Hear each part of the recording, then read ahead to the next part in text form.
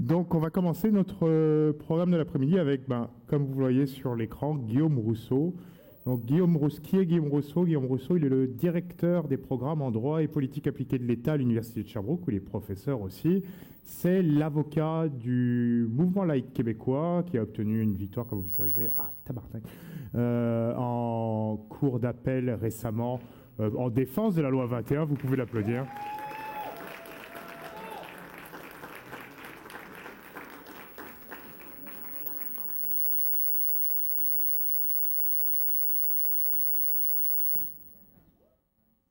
Il est chroniqueur au Journal de Montréal et au Journal de Québec depuis quelques semaines, où il a tous les mardis, où vous pouvez le lire dans le journal. Et à côté, personnellement, c'est un ami, c'est mon mentor politique, et c'est aussi un de mes collaborateurs à la radio, à l'émission Le Monde d'aujourd'hui, à Radio VM. Merci beaucoup, Guillaume, d'être avec nous. Je te laisse la parole pour ta présentation sur la distinction entre les mondes d'intégration, multiculturalisme, interculturalisme et convergence culturelle. On se retrouve après pour vos questions.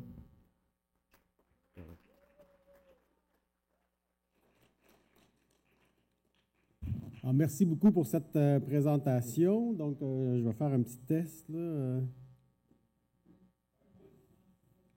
Non, c'est ça.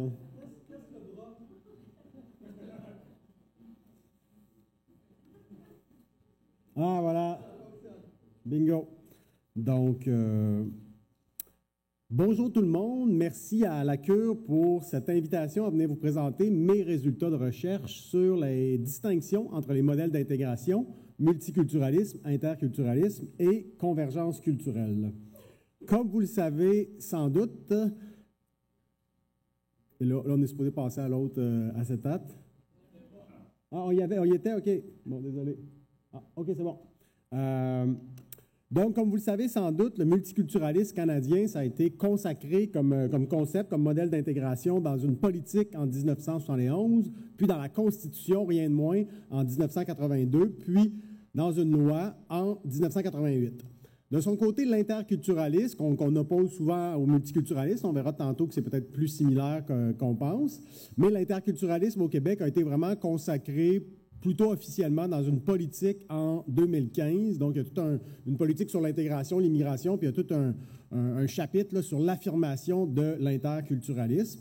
Mais c'est la thèse que je défends, c'est celle que je vais tenter de démontrer aujourd'hui. L'interculturalisme, tel que conçu au Québec, tel que conçu dans cette politique-là, dans les livres de Gérard Bouchard, de manière générale, l'interculturalisme, c'est très proche du multiculturalisme, ce qui fait en sorte que, à mon sens, et c'est la thèse que je vais développer aujourd'hui, le modèle alternatif, le seul modèle véritablement alternatif qui a existé dans notre histoire, c'est celui de la convergence culturelle et on pourrait aujourd'hui le réactiver.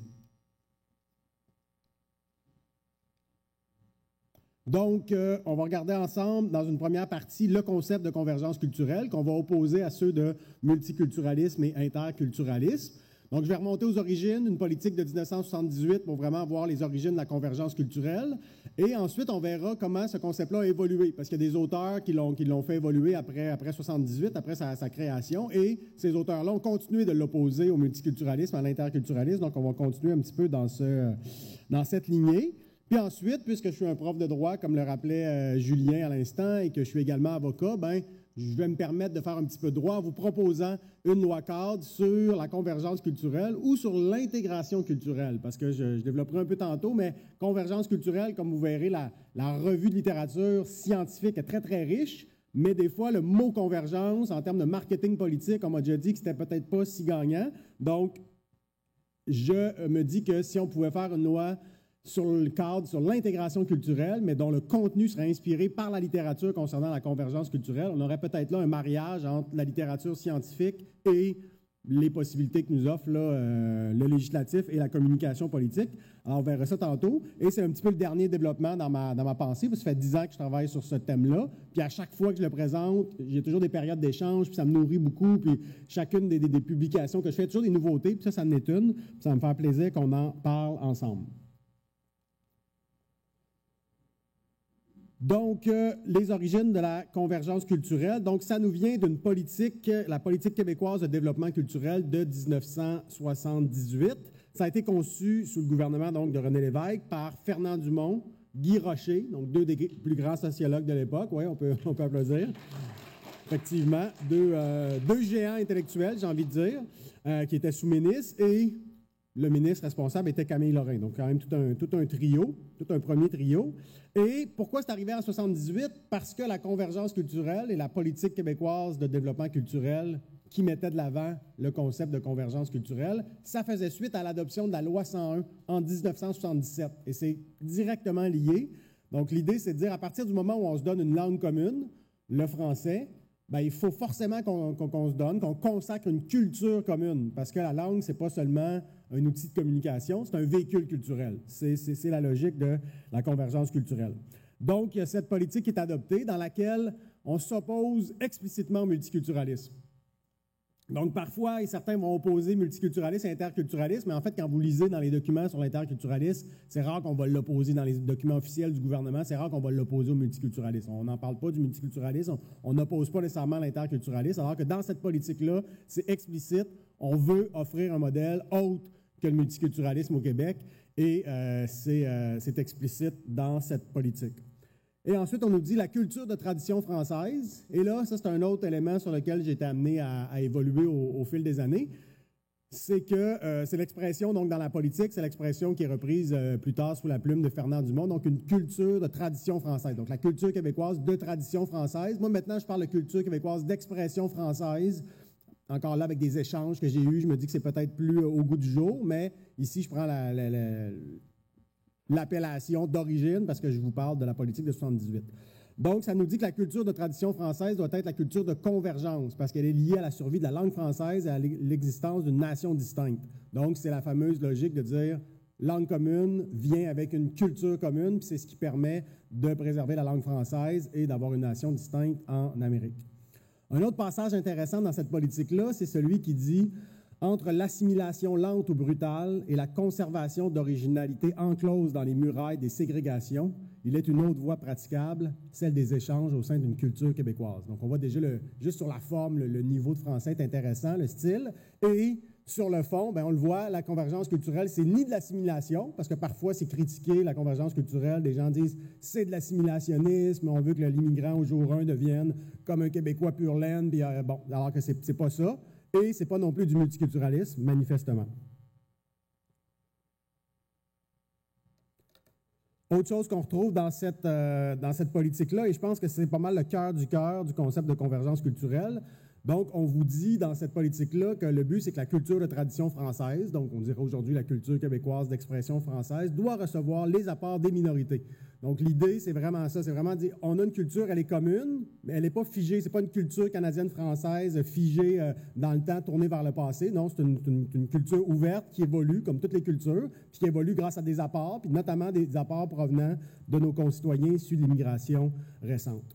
Ensuite, dans la politique, on énumère un certain nombre de facteurs qui favorisent l'intégration, donc l'école, les contacts avec la culture majoritaire, la radio, la télévision, bref, des véhicules de la culture québécoise. Et on identifie également des facteurs qui défavorisent l'intégration, comme le fait qu'il existe des organisations ethniques à part qui entretiennent peu de liens avec des organisations de la société d'accueil. L'inféodation à la minorité anglophone, donc le fait qu'on a des groupes ethniques qui sont finalement intégrés aux institutions anglophones, qu'on pense à McGill ou à Concordia, par exemple, et l'endogamie également. Donc, on énumère un certain nombre de facteurs là, qui nuisent à l'intégration. Ensuite, en 1981, il y a un plan d'action. Donc, après la politique de 1978, il y a un plan d'action. Et là, on revient avec le concept de convergence culturelle. On nous dit que le choix du français comme langue commune fait comprendre que la culture québécoise doit être de tradition française. Donc, c'est encore là le lien entre langue et culture. Ensuite, on nous dit au Québec, cette culture, comme foyer de convergence des autres traditions culturelles qu'il veut maintenir originales et vivantes partout où elles existent. Donc, l'idée, c'est de dire il existe différentes cultures au Québec, notamment parce qu'il y a des gens qui sont arrivés très récemment puis qui sont porteurs de la culture de leur pays d'origine, puis c'est bien. Mais l'idée, c'est qu'il y a une culture au centre, qui est la culture québécoise. Eux disent de tradition française, moi je dis d'expression française. Puis là, bien, c'est de faire en sorte que d'autres personnes qui appartiennent à d'autres cultures minoritaires puissent entrer dans cette culture commune, puissent la faire évoluer, puissent y adhérer, la faire leur et contribuer à son développement, à son évolution. Donc, c'est vraiment ça l'esprit, le cœur du cœur de la convergence culturelle. Par contre, dans ce document-là de 81, déjà, on sent que là, on parle de relations interculturelles, puis on a quelques mesures un peu plus multiculturalistes. Donc, on sent qu'on s'éloigne un petit peu déjà en 81 de l'esprit à l'origine de la politique de 78. Il faut dire qu'en 78, c'était Camille Lorrain qui était à l'origine de la politique. En 81, c'est Gérald Godin qui s'occupe de ce plan d'action. Donc, ceci explique cela. Ensuite, ça continue d'évoluer. Même si le gouvernement du Québec, ensuite, il y a le gouvernement Bourassa qui arrive. Là, c'est là que, officiellement, le Québec s'enligne un petit peu plus vers des politiques d'interculturalisme, notamment en éducation et tout. Mais sur le plan intellectuel, le concept de convergence culturelle continue d'évoluer, continue de faire l'objet de plusieurs textes, plusieurs écrits. Julien Harvey, bien connu à la fois comme intellectuel et comme personne très active là, dans l'intégration, l'accueil des nouveaux arrivants. Donc, il va nous dire que la convergence culturelle reconnaît que la culture québécoise peut être enrichie par les immigrants, pourvu qu'elle demeure le point de convergence des apports des diverses cultures. Donc, on est vraiment dans l'esprit de la politique de 78. La convergence culturelle n'est pas l'assimilation, mais l'exigence d'être québécois au Québec. C'est la formule d'Harvey que je trouve plutôt intéressante. Et, de manière très, très concrète, il nous explique que les organismes qui s'occupent d'immigration, donc d'intégration, devraient être composés à part égale de Québécois de vieille souche et d'immigrants. C'est son expression et c'est quelqu'un qui est vraiment impliqué là-dedans. Donc, on comprend l'idée. L'idée, c'est celle de la mixité. Donc, c'est de dire, voilà, donc si on a nos nouveaux arrivants qui sont, si l'État québécois sous-traite aux communautés culturelles l'intégration des nouveaux arrivants, on n'y arrivera pas, on ne fera pas de convergence culturelle. Donc, c'est le propos de Julien Harvey, qui, comme je vous dis, est à la fois un intello et quelqu'un très impliqué sur le terrain pour les nouveaux arrivants. La même année, toujours en 88, Gabriel Gagnon, il va d'un plaidoyer pour la convergence culturelle, c'est le titre de son papier. Et là, il nous dit « Il n'est pas question que le Québec devienne un réseau de ghettos culturels où les francophones de souche et d'adoption ne seraient plus qu'une minorité un peu plus importante que les autres. » Donc, c'est vraiment l'idée d'être contre la minorisation des francophones. Merci. Ensuite, il insiste sur l'apport étranger qui a enrichi nos syndicats, nos collèges, nos universités, nos hôpitaux, notre cuisine, notre littérature, notre cinéma et nos écoles. Et là, c'est intéressant parce qu'on voit, avec cette énumération-là, introduite la question des lettres et des arts, qui est au cœur de la convergence culturelle, alors que c'est beaucoup moins présent, comme on le verra tantôt, dans l'interculturalisme. Dans la convergence culturelle, on pense que si on veut intégrer les nouveaux arrivants au Québec, un puissant outil d'intégration, c'est notre culture québécoise, les arts, les lettres, les institutions culturelles, et pas seulement l'économique ou le juridique. Donc ça, c'est vraiment aussi au cœur de la convergence culturelle. Et Sylvana Viatan, en 2000, va dans ce sens-là. Il nous parle de la langue française et l'espace culturel, lieux de convergence, qui sont importants pour les artistes issus de l'immigration qui désirent s'intégrer, être considérés comme des artistes sans être stigmatisés par une connotation ethnique et se fondre aux autres. Donc, on réfléchit à la convergence culturelle en termes vraiment d'artistes, d'art et de lettres. Et Viatan nous dit aussi que le programme de soutien à l'interculturalisme, de mémoire, c'est un programme de la Ville de Montréal, si mon souvenir est exact. Elle nous dit que grâce à ce programme de soutien à l'interculturalisme, il y a des organismes s'identifiant aux communautés culturelles qui ont réussi à intéresser des publics de souche, donc de gens qui ne sont pas issus de l'immigration récente. Mais par contre, elle remarque que l'objectif inverse, celui de sensibiliser ce nouveau public aux productions québécoises, n'a pas connu, sauf exception, beaucoup de succès. Et là, ça nous mène aux distinctions entre interculturalisme et multiculturalisme de manière plus précise.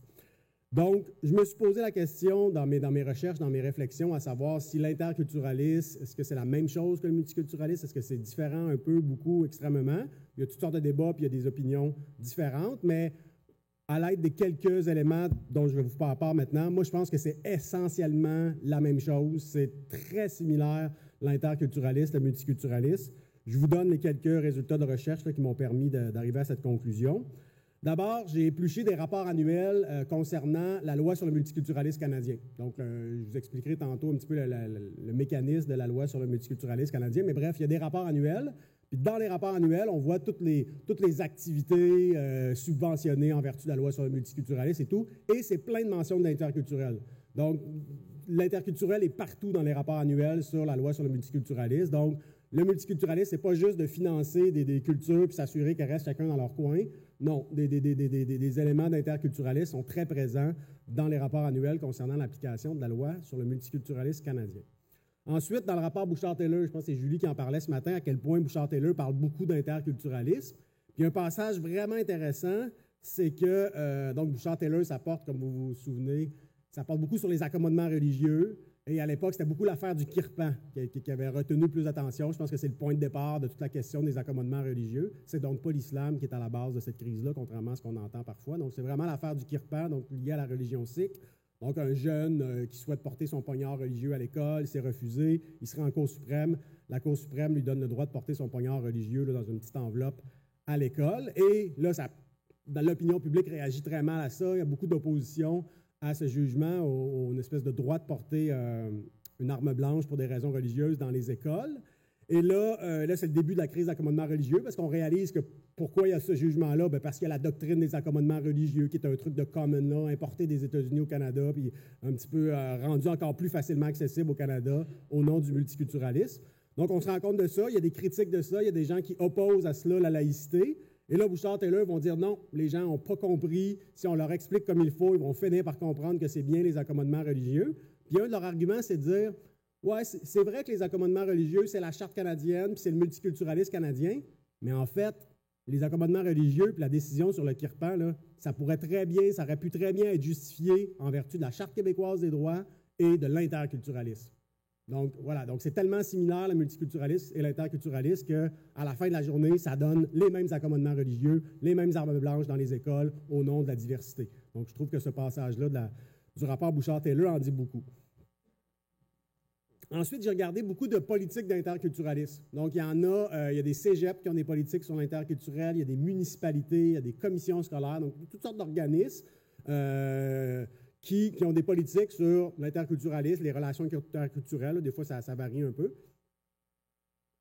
Donc, j'ai fait une revue de plusieurs de ces politiques, 12 ou 15 de mémoire, et je cherchais dans ces politiques une définition de l'interculturalisme. Pas toutes les politiques qui en ont, mais certaines avaient vraiment, là, au début de la politique sur l'interculturalisme, une définition.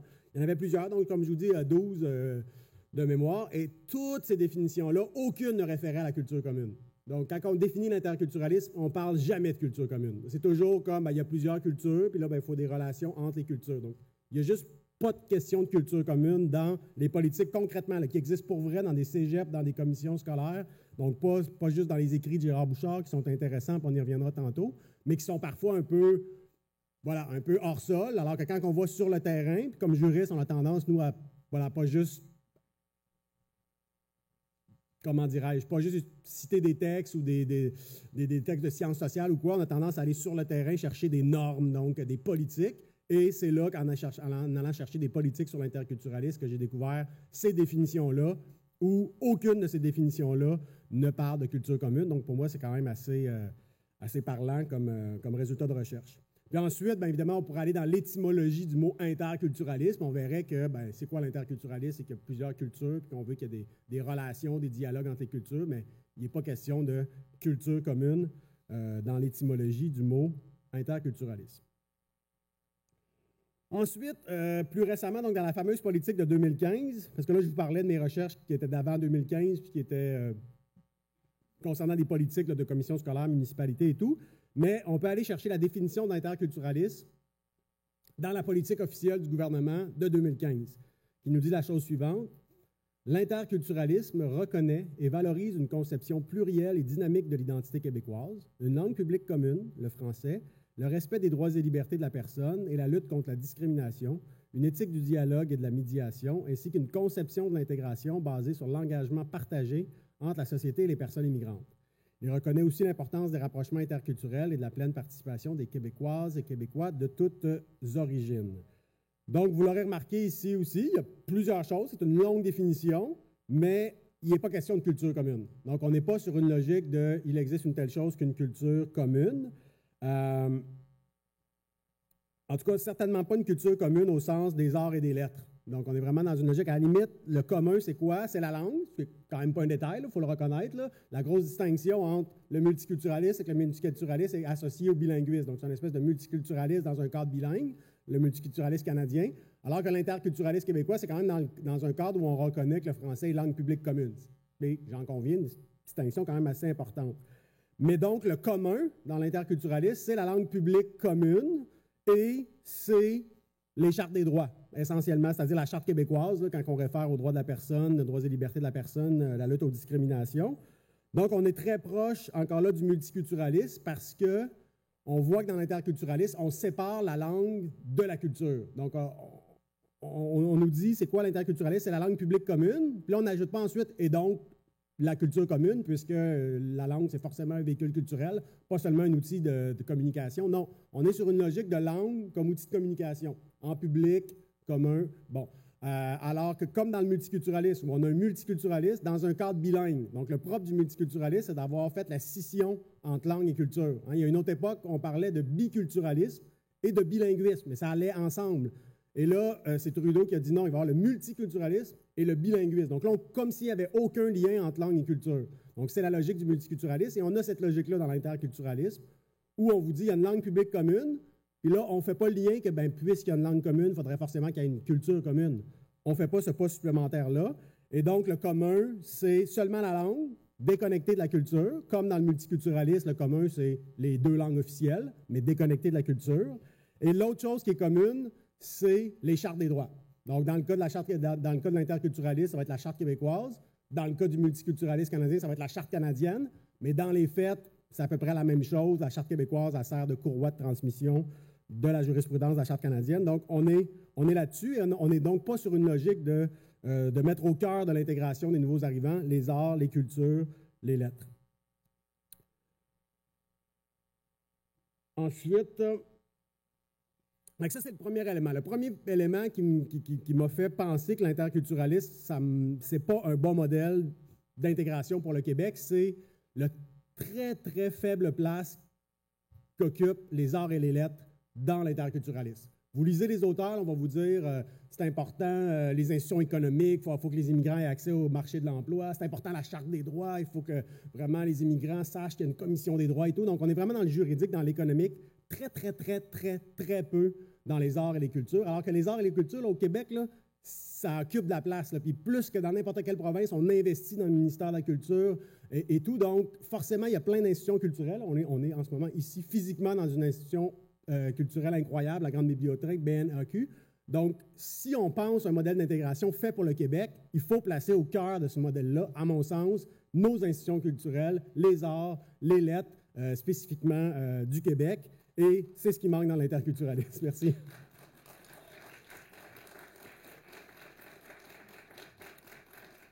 Donc ça, c'est la première chose qui m'a fait tiquer, comme on dit. J'étais comme, moi, il me semble l'interculturalisme un peu trop économico-juridique. Ça manque des arts et des lettres qui, pour moi, sont tellement au cœur de l'âme québécoise, j'ai envie de dire. Deuxième affaire qui m'a fait tiquer, et là, c'est en lisant Gérard Bouchard, et on dirait qu'avant ça, avant de l'avoir lu, je le sentais que dans l'interculturalisme, il y avait ça, mais bon, on présume de la bonne foi, puis bon, tant qu'on n'a pas de preuve, on ne s'avance pas trop. Je le pressentais, mais là, je l'ai lu dans Gérard Bouchard, dans son livre sur l'interculturalisme de 2012. C'est pratiquement mot pour mot. Donc, l'interculturalisme repose sur une prémisse anti-universaliste. Là, c'est moi qui ajoute l'anti-universaliste pour les fins du forum d'aujourd'hui. Donc, l'interculturalisme repose sur une prémisse anti-universaliste que les Québécois d'origine autre que canadienne-française ne peuvent pas s'approprier la culture québécoise comme les autres. Je vous jure, là, c'est presque du mot pour mot. Alors, moi, quand j'ai lu ça, ça m'a comme choqué. Bon, je ne vais pas trop parler de ma vie personnelle, mais ceux qui me connaissent savent que j'ai des enfants un peu de tous les couleurs avec des noms d'un peu partout. Puis ça ne me viendrait jamais à l'esprit de commencer à dire, ah ben là, celle qui est un peu plus canadienne-française, elle, on faut lui donner la culture québécoise, puis les autres, on va leur donner autre chose. Tu sais, je trouve ça tellement étrange. Puis là, je réalise aussi, ce point-là, c'est lié au point antérieur. C'est-à-dire que c'est pour ça. C'est pour ça qu'ils ne placent pas que souvent les promoteurs de l'interculturalisme ne mettent pas au cœur de l'interculturalisme les arts et les lettres. C'est parce qu'ils se disent, ouais, les arts et les lettres, québécois, un peu canadien-français, ouais, c'est pas vraiment universel. C'est un peu, c'est un petit truc pour nous autres, mais finalement, si quelqu'un qui arrive de l'autre bout du monde arrive ici, il ne pourra pas s'intéresser à nos téléromans, puis nos romans, puis notre théâtre. C'est un petit peu local, notre affaire. C'est ça la vision qu'il y a derrière, puis c'est ça un peu que nous dit Gérard Bouchard, puis moi, je trouve ça, je suis totalement d'accord, totalement désaccord, je veux dire. Je lis ça, puis ça me... Voilà, quand j'ai lu ça, j'ai vraiment dit, OK, c'est pour ça que je ne suis pas d'accord avec l'interculturalisme. Pour moi, il n'y a aucun lien entre les origines et la culture. On peut être de n'importe quelle couleur, de n'importe quelle origine, de n'importe quelle religion, puis participer pleinement à la culture québécoise, puis la consommer, puis la faire évoluer. Voilà. Donc vous avez compris ce point qui est important pour moi. Là, je vais faire une petite parenthèse un peu politique partisane, je peux me le permettre. L'autre chose que j'ai remarqué, c'est que l'interculturalisme, c'est la position officielle du gouvernement du Québec. Il y avait une politique adoptée officiellement en 2015, donc sous le gouvernement libéral de Philippe Couillard. Et si on regarde les autres partis politiques, que ce soit le PQ, puis là, j'ai vérifié tantôt, puis effectivement, en 2018, le Parti québécois prônait la concordance culturelle, qui était très proche de la convergence. Là, on suivra les débats au sein du PQ, voir ce sera quoi leur position pour l'élection 2026. Au niveau de la CAQ, dans la loi 96, il est question de la culture comme liant. Donc, il y a plein de moments dans la loi 96, donc la nouvelle loi sur la langue française, là, qui modifie la loi 101. Il y a plein de moments où on sent que l'inspiration nous vient de la convergence culturelle. Là. Quand on parle de la culture comme liant, on fait beaucoup le lien entre culture et langue dans cette loi-là. Alors vraiment, je pense qu'on est sur une logique de convergence culturelle du côté de la CAQ, au moins en tout cas pour cette loi-là. Et plus récemment, le Bloc québécois a adopté cette position-là grâce à Isabelle Dion qui est avec nous. Ouais, on peut l'applaudir.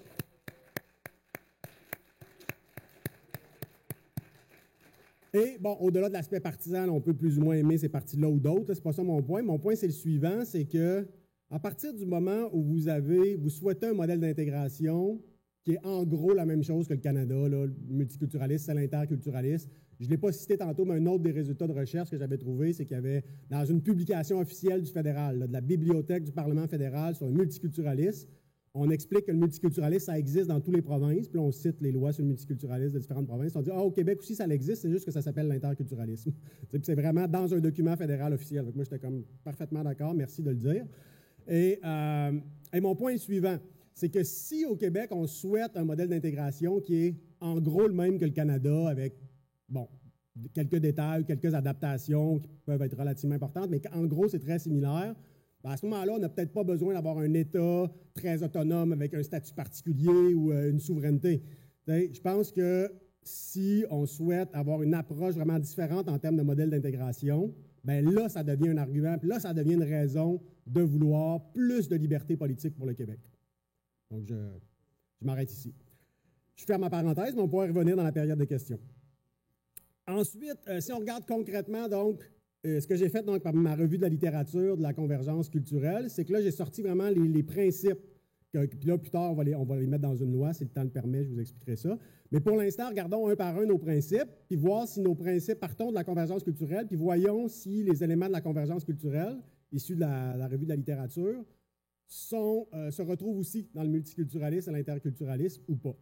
Le premier, je vous en ai parlé à quelques reprises, le lien consubstantiel entre la langue française et la culture québécoise. Donc ça, c'est pas du tout dans le multiculturalisme, c'est pas du tout dans l'interculturalisme. Donc ça m'apparaît majeur comme distinction. Ensuite, l'impératif de la préservation du statut majoritaire de la culture québécoise et de la langue française. Donc ça, c'est nié par le multiculturalisme. Dans le multiculturalisme, il ne doit pas y avoir de culture majoritaire. Idéalement, on serait encore plus multiculturel s'il n'y avait pas une culture majoritaire au Québec.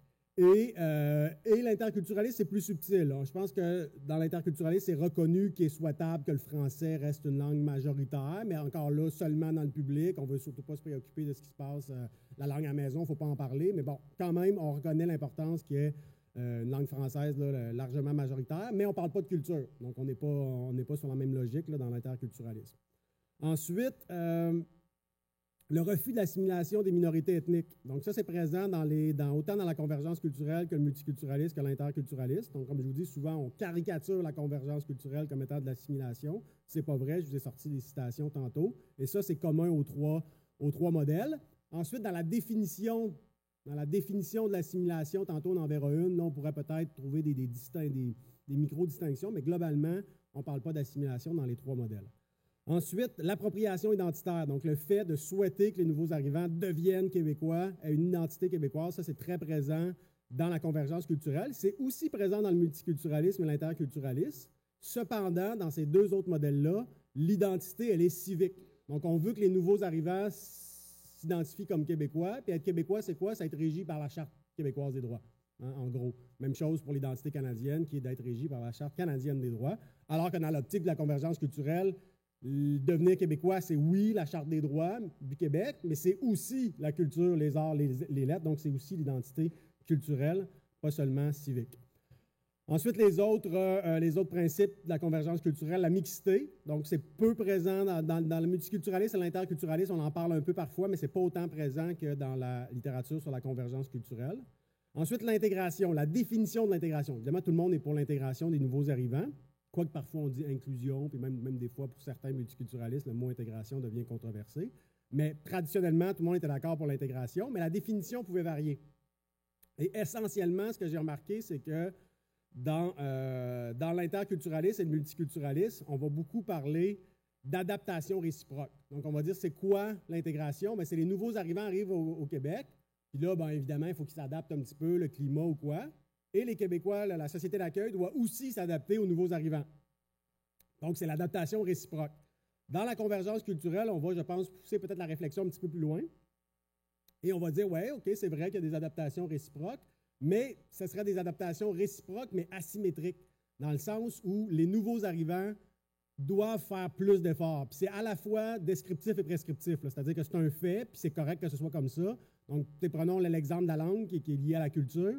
Bien, forcément, les nouveaux arrivants, il faut qu'ils apprennent le français, alors que les membres de la société d'accueil n'ont pas à apprendre une langue issue de l'immigration. Tant mieux, puis des fois, bien, on apprend à dire chokran parce qu'on a un collègue arabe, c'est bien correct, mais ce n'est pas le même degré que notre collègue arabe qui doit apprendre le français. Là. On est ailleurs. Donc, la convergence culturelle va avoir ce réalisme-là de dire, oui, c'est vrai que l'intégration, c'est une adaptation réciproque, mais elle est asymétrique, puis c'est les nouveaux arrivants qui ont plus de travail d'adaptation à faire. C'est un fait et c'est correct.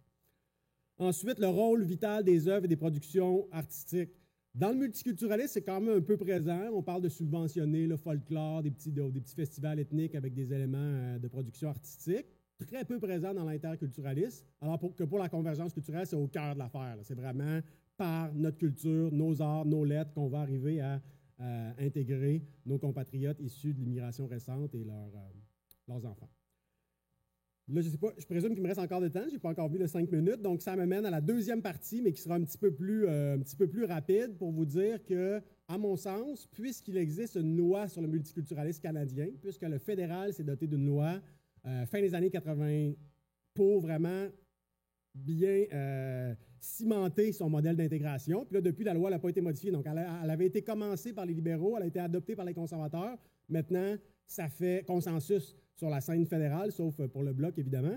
Donc une loi, c'est plus solide, ça dure plus longtemps qu'une politique. D'ailleurs, comme là, la politique de 2015, on sait même, comme tabletté, on ne sait même pas si le gouvernement actuel se réfère encore à cette politique-là, alors qu'une loi, c'est une loi, puis si le gouvernement ne la respecte pas, on peut poursuivre le gouvernement devant le tribunal pour le forcer à respecter sa loi, quoique c'est une loi qui est plus en termes de principes que de règles très, très précises. Donc, bref, ce que j'ai fait, c'est que je suis allé voir la loi sur le multiculturalisme canadien, puisque l'idée, c'est d'y répondre, de dire, bien, au Québec aussi, on devrait avoir notre loi sur notre modèle d'intégration pour répondre à la loi sur le multiculturalisme canadien. Donc, je suis allé voir cette loi-là. Mais elle peut nous servir de modèle, puisque surtout qu'on veut y répondre, donc il faudrait y répondre de manière proportionnée avec autant de règles, de principes, d'organismes visés et tout. Mais en même temps, une loi fédérale, c'est toujours particulier, c'est écrit d'une manière particulière de common law, alors qu'au Québec, on écrit nos lois un petit peu différemment. Et donc, je suis allé voir des lois cadres québécoises. La loi sur le développement durable, la loi pour assurer l'occupation et la vitalité des territoires. Et je me suis inspiré de ça aussi, beaucoup. Puis en gros, une loi cadre, c'est quoi? C'est une loi qui fixe des grands principes, un objet, des grands principes, et après ça, qui dit va en découler une politique. Donc, la loi ne va pas dans le micro-détail, elle nous donne les grands principes, et elle dit le gouvernement va ensuite adopter une politique ou une stratégie. Puis ensuite, tous les organismes de l'État vont devoir respecter cette politique-là, voire se doter eux-mêmes, ces organismes-là, d'une politique en matière, par exemple au fédéral, c'est multiculturalisme. Au Québec, ce serait de convergence culturelle ou d'intégration culturelle. Donc, autrement dit, dans la loi sur le multiculturalisme canadien, là, vous avez une institution vraiment obscure sur la sécurité nucléaire dans l'Ontario rural. Bien, cette institution-là a, dans son rapport annuel, une section sur le multiculturalisme. Elle va nous expliquer qu'est-ce qu'elle fait pour le multiculturalisme. Donc, tous les organismes fédéraux sont enrégimentés pour la promotion du multiculturalisme. Donc, l'idée, c'est de faire la même chose au Québec, de dire, on va avoir une loi, puis après ça, tous les organismes publics québécois vont devoir, dans leur rapport annuel, nous dire qu'est-ce qu'ils ont fait pour faire avancer l'intégration culturelle, puis les grands principes définis par la loi. Donc, cette loi-là devra avoir un titre, des considérants pour avoir un peu de politique, parce qu'évidemment, c'est un sujet très politique. Ensuite, un objet, des principes de définition, les organismes visés, les politiques.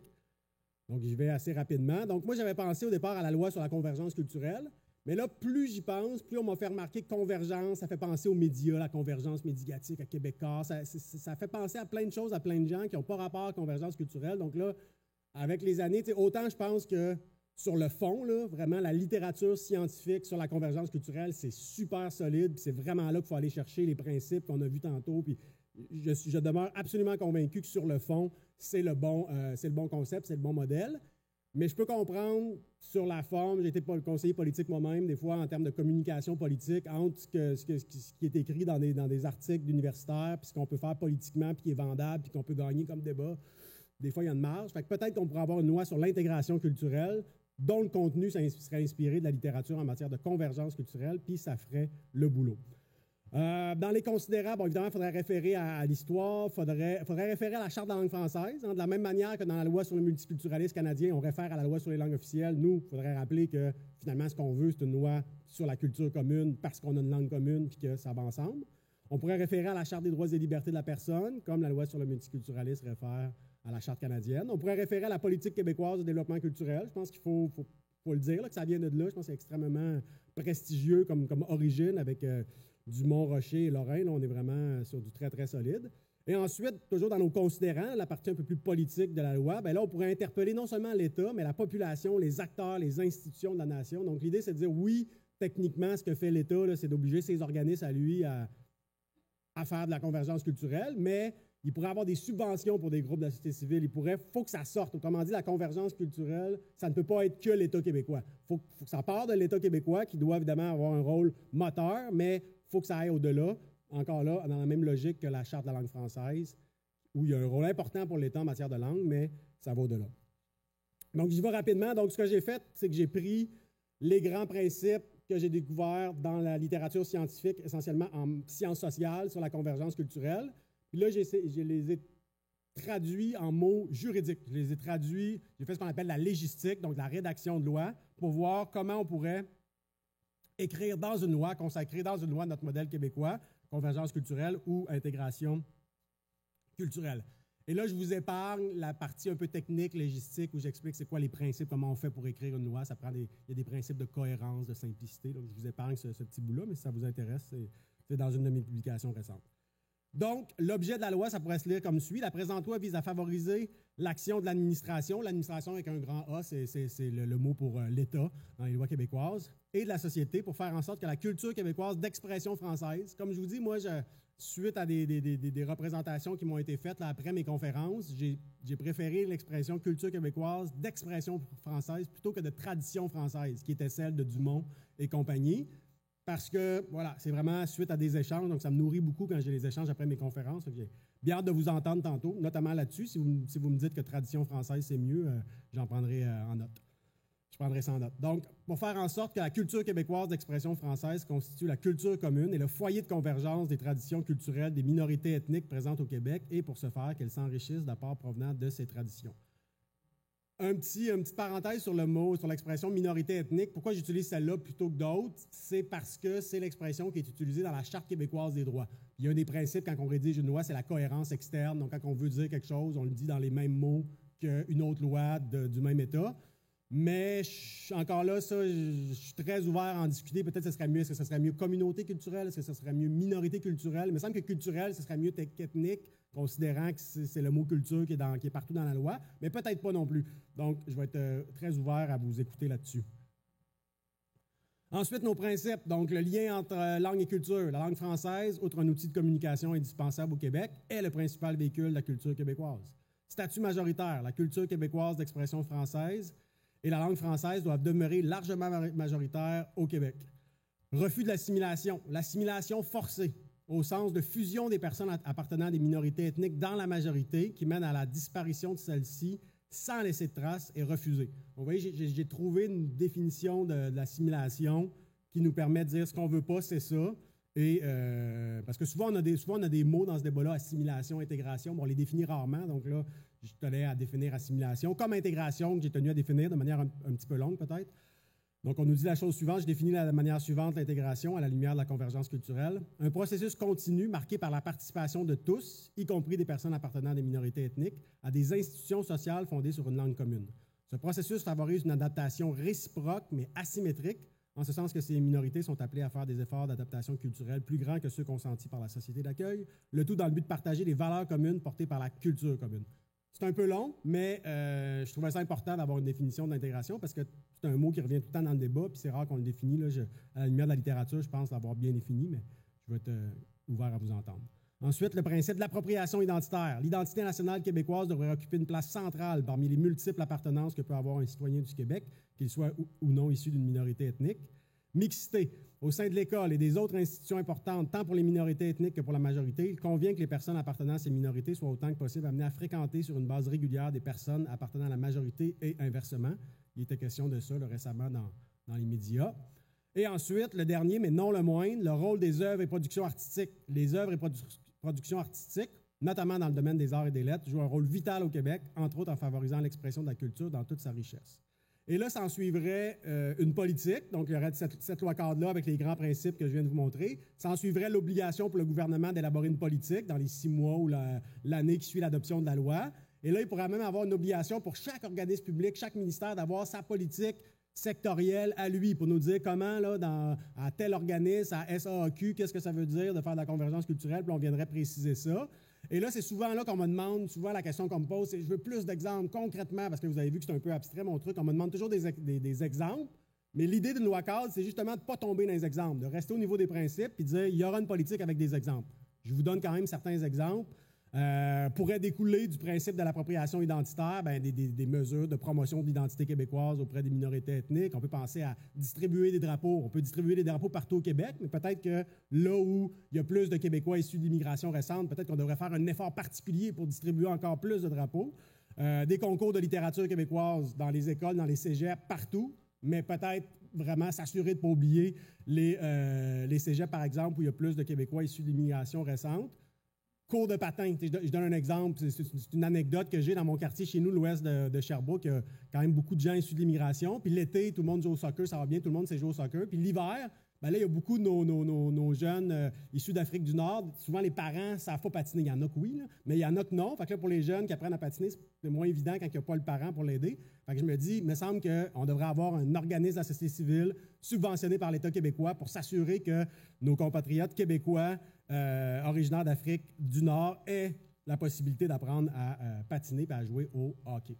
C'est aussi ça la culture, vous l'aurez compris.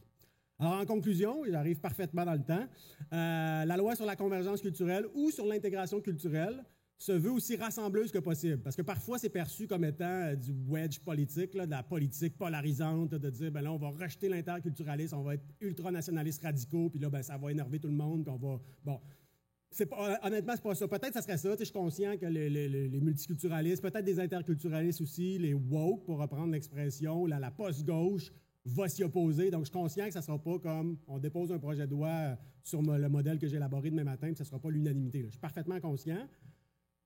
Puis c'est pas grave. Je pense qu'il n'y a aucun modèle d'intégration dans une loi qui pourrait faire l'unanimité. Donc, je pense qu'il faut faire le deuil de ça. Mais je pense quand même que c'est un potentiel rassembleur parce que qu'est-ce qu'on fait, c'est qu'on insiste moins. En fait, on n'insiste pas du tout sur les races. On n'insiste pas sur les religions. On insiste sur la culture. Et ça c'est l'autre chose que je trouve super intéressante. Ça distingue beaucoup la convergence culturelle du multiculturalisme, dans une moindre mesure de l'interculturalisme. Donc, on arrête de parler juste de race et de religion, on parle de culture, de ce qui nous unit plutôt que ce qui nous divise. Et je pense que cette loi-là pourrait montrer aux Québécois, y compris à nos compatriotes appartenant à des minorités ethniques, et pourquoi pas au monde entier, puisqu'on parle d'universalisme aujourd'hui, le vrai visage du nationalisme québécois, celui d'un humanisme et d'un universalisme culturel. Merci.